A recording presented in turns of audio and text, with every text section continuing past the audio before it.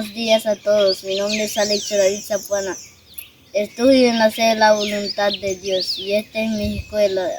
Hago el curso quinto. Cuando yo termine mi estudio, yo quiero ser un abogado. Yo quiero ser el abogado de la escuela de la voluntad y todas las comunidades.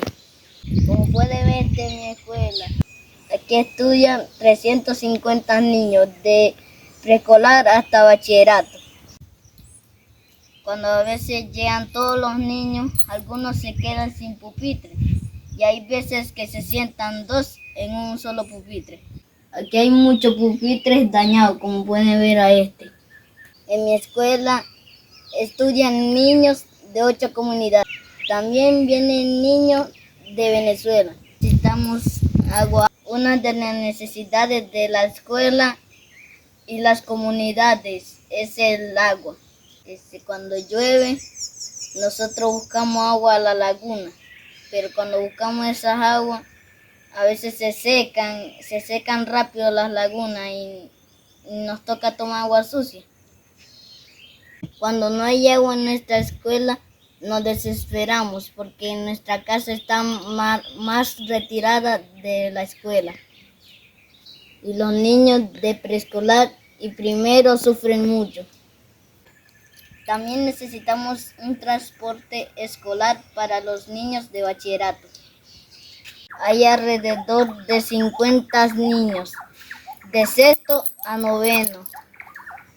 Ellos vienen a clase aquí por falta de transporte escolar. Ellos deben recibir clase en la sede principal.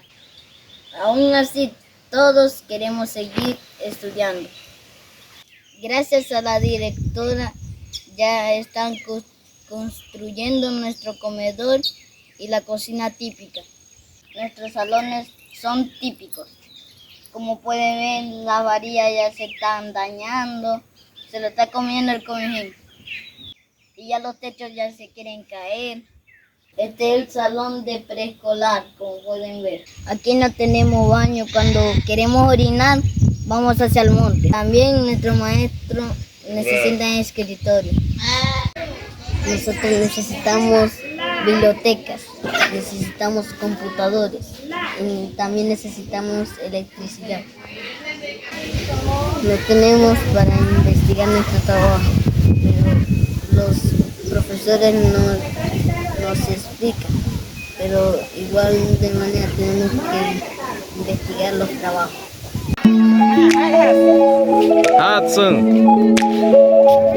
Quero duduk salong.